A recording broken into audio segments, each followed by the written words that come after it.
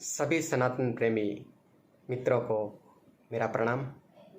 मित्रों, 2-4 दिन से सोशल मीडिया के माध्यम से, प्रिंट मीडिया के माध्यम से एक समाचार सुन करके बहुत ही आहत हैं सभी सनातन प्रेमी।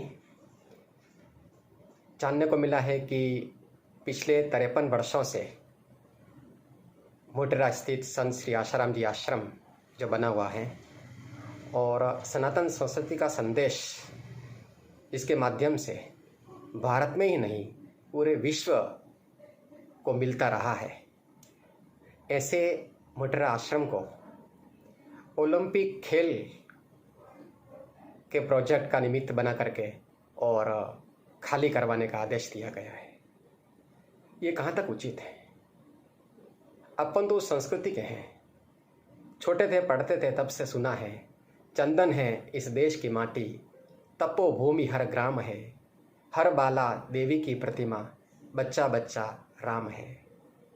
चंदन है इस देश की माटी, तपोभूमि हर ग्राम है, हर गांव में तपोभूमि है और हर गांव की तपोभूमि को अगर हम वर्तमान में विकसित न कर पाएँ तो कड़ी मेहनत से जो तपोभूमि तैयार हुई है, वर्षों से जिसमें तप जप चल रहे हैं और उसका संदेश पूरे विश्व को मिल रहा है, ऐसी तपोभूमि तोड़ करके और तपोभूमियों को खाली करा करके और क्या अपन सच्चे सनातनी का कर्तव्य निभा पाएंगे? ये कहाँ तक उचित है? सनातन आस्था के केंद्रों को खाली कराना, तोड़ना, अरे ये बिल्कुल भी उचित नहीं लग रहा है। लगता है कि अपनों के सितम हमसे जताए नहीं जाते, वो हालात से हम गुजर रहे हैं जो सुनाए नहीं जाते। सचमुच अभी इस हालात से हर सनातनी इस हालात से गुजर रहा है कि उसके हालात सुनाए नहीं जाते।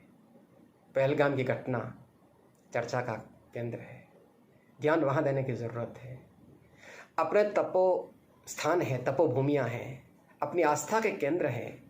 सनातन का संदेश जन जन के मन मन तक पहुँचाने का जो कार्य जहाँ से हो रहा है, उन स्थानों को अधिक पुष्ट करने की ज़रूरत है, जहाँ सच्चे राष्ट्रभक्त का निर्माण होता है।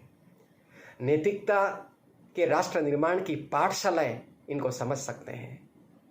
मित्रों, स्कूल कॉलेज की शिक्षा मैंने भी पाई है, पीएचडी तक पढ़ाई की है, अभी पीएचडी का मार्गदर्शन भी दे रहा हूँ। वर्षों से कॉलेज शिक्षा में पढ़ा रहा हूँ। मैं मेरे दिल की बात आपके सामने रख रहा हूँ कि मुझे वर्षों तक स्कूल कॉलेज की पढ़ाई में जो आत्मिक शांति और जो नैतिक मूल्यों का विकास वहाँ नहीं मिला, जो पिछले 35-40 वर्षों से मैं इस आश्रम संत श्री आसाराम जी आश्रम मोटेरा से जुड़ा हुआ हूँ। वो ऐसा एक मूल है कि वहाँ से जो प्राप्त किया है उसको शब्दों में बयां नहीं किया जाता। हम कोई ये ऐसे ही मनगढ़ंत बात नहीं कर रहे हैं। मैं तो चाहता हूँ कि सरकार कोई बिल्कुल तटस्थ प्राइवेट एजेंसी नियुक्त करके पिछले 53 वर्षों से या पिछले कई वर्षों से जो लोग इसके साथ जुड़े हुए हैं, उनमें कौन कौन से परिवर्तन आए हैं, कितने राष्ट्रभक्ति का निर्माण करने में यह तपोस्थली सहायक रही है, कितने जनहित के कार्य हुए हैं, उसका एक तटस्थ ईमानदारी से सर्वे करवाया जाए और वो जो निष्कर्ष आवे उसको समाज के सामने रखा जाए तो स्वतः जवाब मिल जाएगा। अपन अपने निजी स्वार्थ के लिए या किसी ईर्ष्या द्वेष से ग्रसित होकर के, अहंकार में आकर के, अपने पद का दुरुपयोग करके और किसी को इस तरह से नुकसान पहुंचाएंगे। राजा का कर्तव्य होता है प्रजा की रक्षा करना, धर्म की रक्षा करना। धर्मो रक्षति रक्षितः, रक्षा किया धर्म ही अपनी रक्षा करेगा। राजा राम भी राजा थे, कृष्ण भी राजा थे, जनक राजा थे, दशरथ राजा थे, दिलीप राजा थे। अरे अभी की बात करें, सम्राट अशोक। मित्रों, वेश परिवर्तन कर ये लोग समाज के बीच में विचरण करते थे। इनके लोग समाज के बीच में विचरण करते थे। जरा भी कोई प्रतिकूल इस तरह के समाचार मिलते प्रजा में राजा को लेकर के, कोई निंदा जैसा, तो तुरंत, चाहे वो अपने को स्पर्श क्यों नहीं करता हो, सीता का त्याग, राम द्वारा सीता का पुनर्त्याग करना, ये घटना एक इतिहास बताता है कि राजा का प्रथम कर्तव्य प्रजा को खुश रखा। स्नेहम दयाम च सौख्यम च यदि वा जानकीमपि आराधनाय लोकानां मुंचतो नास्ति मे व्यथा। उत्तर रामचरित नाटक में भवभूत ने लिखा है। तो राम के शब्द है कि मैं प्रजा के आनंद के लिए, प्रजा के विकास के लिए, प्रजा के हित के लिए कुछ भी करने के लिए तैयार हूँ। उन्होंने कर दिखाया। तो अभी ये समय है कि अपन पुराने जितना भी इतिहास है, राजा दिलीप है, अरे अपना पुराण तो कहते हैं, अष्टादश पुराणेषु, 18 पुराणों का सार आपके सामने मैं बताता हूँ। तो अष्टादश पुराणेषु व्यासस्य वचनम द्वय परोपकार पुण्याय पापाय परपीडनम। 18 पुराणों में 2 ही शब्द सार स्वरूप कहे हैं व्यास जी ने कि परोपकार से पुण्य होता है और दूसरों को पीड़ित करने से पाप इकट्ठा होता है। तो करोड़ों लोगों की आस्था का केंद्र जो है, इसको तोड़ करके कितने हृदय आहत होंगे, ये सोचने का विषय है। सरकार में सब समझदार लोग होते हैं, जनता ही चुन करके वहाँ पे भेजती है। गीता का श्लोक है, यद यद आचरति श्रेष्ठः तत्तद एव इतरो जनः स यत् प्रमाणम कुरुते लोकस्तद अनुवर्तते। श्रेष्ठ पुरुष जो आचरण करते हैं, सारा समाज उनको देख करके आचरण करता है। लेकिन श्रेष्ठता की, जिनसे श्रेष्ठता की अपेक्षा है, अगर वो ही समाज को श्रेष्ठ बनाने में अगर इस कार्य की उपेक्षा करने लग जाएगा तो समाज किस दिशा में जाएगा। पशु को कहना नहीं पड़ता है कि तू पशु बन, मनुष्य को कहना पड़ता है मनुर्भव, तू मनुष्य था। हमें यह नहीं भूलना चाहिए कि हम भारतवासी हैं। इसका संदेश, एतद्देशे प्रसूतस्य सकाशात् अग्रजन्मनः स्वं समचरित्रम शिक्षेरन् पृथिव्यां सर्वमानवाः। आपको ये जानकारी में होना चाहिए कि सनातनियों का प्रमुख आस्था का केंद्र है मोटेरा आश्रम। नैतिकता के राष्ट्र निर्माण की एक पाठशाला है, एक यूनिवर्सिटी है।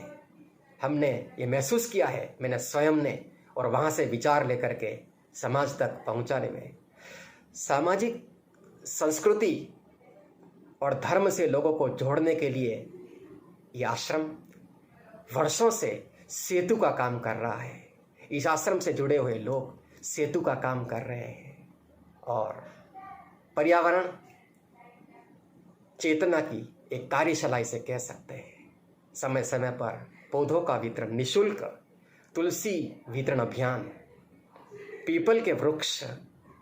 एक बार ऐसे ही कोई नास्तिक व्यक्ति भी आश्रम के अंदर घूम के आ जाएगा तो वो उनके आश्रम में होने वाले क्रियाकलाप जो है, किस तरह से पर्यावरण की सुरक्षा की जा रही है, पर्यावरण की सुरक्षा के किस तरह के संदेश वहाँ से जा रहे हैं, साथ ही गोरक्षा का संरक्षण किस तरह से हो रहा है, कितने लोगों के उसके माध्यम से रोजगार मिला हुआ है।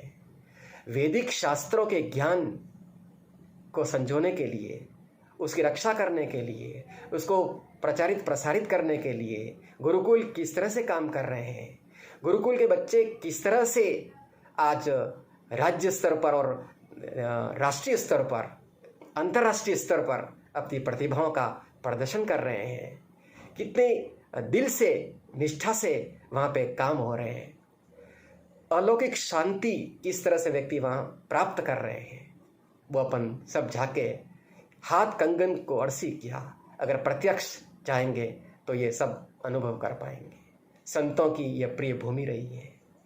आदरणीय प्रधानमंत्री जी भी जब मुख्यमंत्री और प्रधानमंत्री नहीं बने थे, उसके पहले से आश्रम से जुड़े रहे हैं। उन्होंने स्वयं ने अपनी बात रखी। उनका पुराना वीडियो हम सुन सकते हैं कि इस आश्रम से मुझे प्रेरणा मिली है। बापू से माननीय अटल बिहारी वाजपेयी भरी सभा में सबके बीच में स्वीकार करते हैं कि यहाँ से बापू से मेरे को विशेष, बापू के आश्रम से, उनके विचारों से मुझे नई ऊर्जा मिलती है। तो अब प्रश्न आता है कि ओलंपिक खेल के लिए लगभग 650 एकड़ जमीन की जरूरत है उस प्रोजेक्ट को पूरा करने के लिए। मैं विनम्रतापूर्वक निवेदन करना चाहता हूँ, आश्रम की जमीन मात्र 10 एकड़ भी नहीं है, 10 एकड़ से भी कम है। तो ये 650 एकड़ जमीन में ये 10 एकड़ जमीन अगर छोड़ दी जाए तो क्या इससे बहुत बड़ा नुकसान होने वाला है? क्या जमीन दूसरी जगह नहीं है? हाँ, यूँ कह सकते हैं कि आश्रम को जमीन दूसरी जगह उपलब्ध करा दी जाए तो हमें सोचना चाहिए। आश्रम के अंदर जो निर्माण कार्य हुआ है, आश्रम के अंदर जो घटादार घने वृक्ष जो पुष्पित, पल्लवित, फलित हो रहे हैं, उसको एक एक पसीने की बूंद से सींचा हुआ है। वहाँ पे प्रोफेशनल कोई मजदूरों ने, कारीगरों ने काम नहीं किया है। हमने प्रत्यक्ष देखा है, अनुभव किया है। वहाँ पे तनतोड़ मेहनत, निष्ठा से, समर्पित भाव से सनातन संस्कृति के प्रति आस्था रखने वाले लोगों ने की है। श्रम, नाम ही आश्रम, जहाँ श्रम से सब काम हुआ है। दिल से जो काम होता है वो बिल से नहीं होता है। सूर्य दिल से अपनी ऊर्जाएं पूरी धरती पे दे रहा है। सूर्य अपना देवता है, सूर्य अपना पिता है।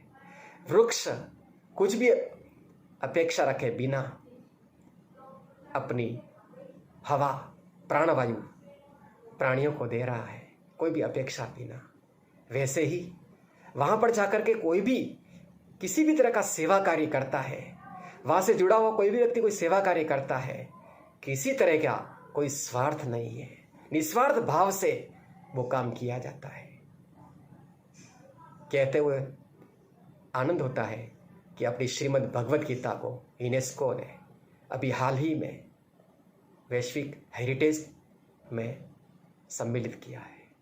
भरत मुनि के नाट्य शास्त्र को और श्रीमद् भगवत गीता को।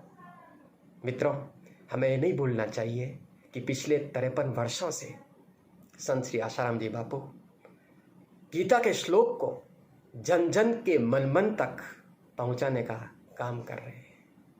गीता कहती है, न ही ज्ञानेन सदृशम पवित्रम इह विद्यते, ज्ञान के अलावा यहाँ कोई पवित्र वस्तु नहीं है। और ज्ञान, कौन से ज्ञान की बात हो रही है यहाँ पे? आत्मिक ज्ञान, शुद्ध परमात्मा से जुड़े हुए ज्ञान, शुद्ध सनातन संस्कृति का ज्ञान, जो स्कूल कॉलेजों की पढ़ाई से असंभव है। इस तरह के ज्ञान को जन जन तक, बिना पढ़े लिखे लोग भी इस तरह के ज्ञान से लाभान्वित हो रहे हैं।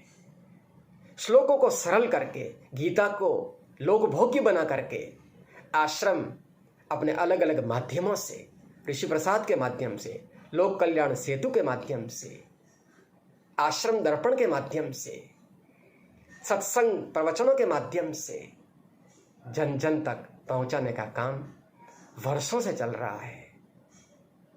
पूरा जन समाज इसका साक्षी रहा है। तो ये विरोध करने की जरूरत ही नहीं होनी चाहिए। इसमें हम भारतवासी हैं। अगर हम अपनी धरोहर को, हम अपनी अमानत को, हम अपने विचारों को, हम अपनी गीता को, हम अपने संस्कारों को, हम अपने ऐसे आस्था के केंद्रों को अगर सुरक्षित नहीं रख सकेंगे तो क्या पाकिस्तान और बांग्लादेश वाले आएंगे यहाँ पे? वो तो इंतजार करके बैठे हैं। वो इंतजार करके बैठे हैं अपने अपने आस्था को केंद्रों को और मजबूत बनाने की जरूरत है, उनको और पुष्ट करने की जरूरत है। प्राचीन भारतीय संस्कृति ऋषिकुल की गुरु परंपरा, गुरुकुल परंपरा को प्रमोट करती है। नालंदा तक्षशिला विश्वविद्यालय को कैसे भूल सकते हैं, जिसने वैश्विक स्तर के विद्वानों को तैयार किया। ऐसे ही गुरुकुल आज फिर अपने छोटे मोटे स्वरूप में कार्य कर रहे हैं। उसको उगने से पहले ही क्या नष्ट कर दिया जाएगा? फिर मेकाले की शिक्षा प्रणाली और आज भारतीय शिक्षा व्यवस्था, भारतीय शिक्षा पद्धति, भारतीय शिक्षा नीति की अपन जो बातें करेंगे वो कहां तक सार्थक होगी? सत्य के नजदीक जाने की जरूरत है, सत्य से जुड़ने की जरूरत है, ईमानदारी से बात रखने की जरूरत है। सज्जनों को जागृत होने का समय आ गया है। दुष्टों की संख्या बहुत ज्यादा नहीं है, लेकिन सज्जन सोए हुए हैं। सज्जन सामने नहीं आना चाहते, सज्जन विवाद से दूर रहना चाहते हैं, सज्जन चर्चा का विषय नहीं बनना चाहते, इसलिए मौन रख लेते हैं। लेकिन ये मौन एक दिन बहुत भारी पड़ जाएगा। आज एक पहलगाम ने तहलका मचा दिया है, हर दिल को झकझोर के रख दिया है। राजनेताओं के पास उसका जवाब देने के लिए शब्द नहीं है। सूरत का वीडियो देखा होगा आपने। ये दशा और विश्व पर इस आश्रम को अगर कुछ भी आंच आई तो नेताओं सहित जो भी इससे जुड़े होंगे, मुझे लगता है वैश्विक स्तर पर इसकी घोर आलोचना होगी, निंदा होगी। और वैश्विक स्तर पर हो न हो, लेकिन ईश्वरीय सत्ता में इसका जवाब अवश्य देना पड़ता है। कोई कितनी भी पद प्रतिष्ठा प्राप्त कर ले, लेकिन एक दिन यहाँ से सभी को जाना है। पड़ा रहेगा रंगला बंगला, छोड़ यहाँ से जाना है। गीता का सिद्धांत है, कर्म किए जा फल की इच्छा, मत कर रे इंसान, ये गीता का ज्ञान। कर्मण्येवाधिकारस्ते मां फलेषु कदाचन, मां कर्म फल हेतुर्भूमाते संगो सत्व कर्मणि। लेकिन कर्म कैसा कर्म करे? स्वकर्मणा तम अभ्यर्च्य सिद्धिं विन्दति मानवाः।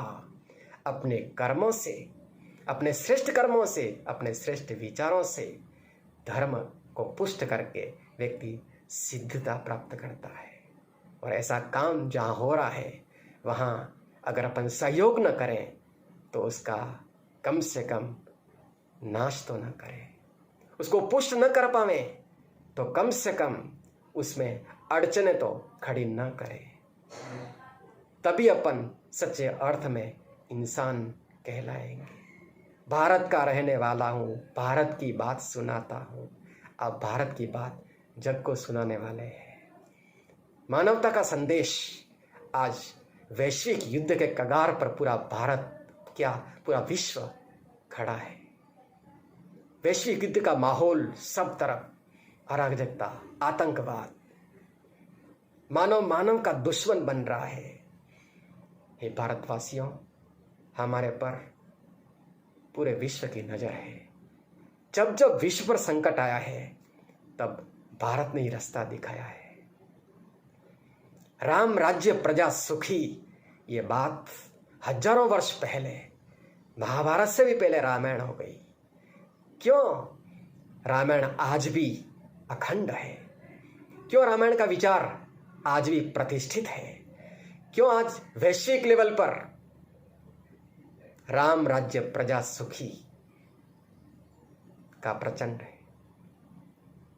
तो क्या भारतीय नेता, भारतीय राजा राम का अनुकरण नहीं कर पाते? क्या कृष्ण का अनुकरण नहीं कर पाएंगे?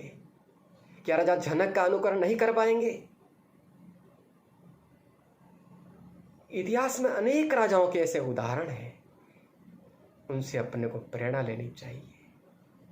पद और प्रतिष्ठा सीमित समय के लिए होती है, लेकिन राम जैसी, कृष्ण जैसी, जनक जैसी, दशरथ जैसी, दिलीप जैसी ऐसी प्रतिष्ठा और पद छोड़ के जावें कि युगों युगों के बाद भी हम आदर्श पूरे विश्व के बने रहें, तब लगेगा।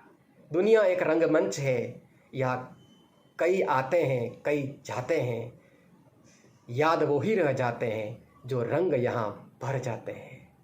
इस दुनिया में हो सके तो अच्छाइयों का रंग भरें, शांति का रंग भरें, अपने आस्था के केंद्रों को विकसित करें। जैसे राम जन्मभूमि अन्यत्र नहीं बन सकती, राम मंदिर अन्यत्र नहीं बन सकता था, वही भूमि उसके लिए अनुकूल थी। वैसे ही संत श्री आशाराम जी आश्रम की ये तपोभूमि, मोक्ष कुटीर, जो साधना स्थली जो है, उसको परिवर्तित नहीं किया जा सकता। वर्षों से तप से जिसको सींचा है, संस्कारों से जिसको पूजा है, यज्ञों से जिसको पुष्ट किया है, उसको कौन छोड़ सकता है? जान छोड़ने के लिए तैयार हो जाएंगे लोग, लेकिन उस तपोभूमि को छोड़ने के लिए तैयार नहीं हो पाएंगे। सरकार से संबंधित व्यक्तियों से, पद प्रतिष्ठा पर आरूढ़ सब से मेरा हाथ जोड़कर करबद्ध में प्रार्थना करता हूँ कि पुनर्विचार किया जाए और इसका कुछ रास्ता निकाला जाए। हम ओलंपिक खेल के बिल्कुल विरोधी नहीं हैं। हम भी चाहते हैं कि भारत हर क्षेत्र में प्रगति करे, लेकिन भारत की पहली प्रगति, भारत की पहली पहचान आध्यात्मिकता है। और स्वामी विवेकानंद ने वैश्विक स्तर पर भारतीय आध्यात्मिकता का परचम सर्वप्रथम लहराया था। वो और लहराता रहे युगों युगों तक, उस दिशा में भी अपने को पूरा ध्यान देने की ज़रूरत है। और ओलंपिक की जगह अन्यत्र ढूंढ करके भी अपन खेल के आयोजन कर सकते हैं। तो मेरे विनम्र भाव, मेरे विनम्र विचार सरकार तक, संबंधित पदाधिकारियों तक पहुँचे और इसमें उचित निर्णय करें। मैं समझता हूँ कि ऊंचे पद पर बैठे हुए सभी लोग हमारे से ज़्यादा समझदार होते हैं और विवेक से निर्णय करें, और जो जनहित में, समाज हित में और करोड़ लोगों की आस्था के हित में जो निर्णय हो, तभी ये भारत विश्व गुरु बनेगा, तभी भारत महान बनेगा। अस्तु। भारत माता की जय। वंदे मातरम। जय सनातन। नमस्कार, प्रणाम।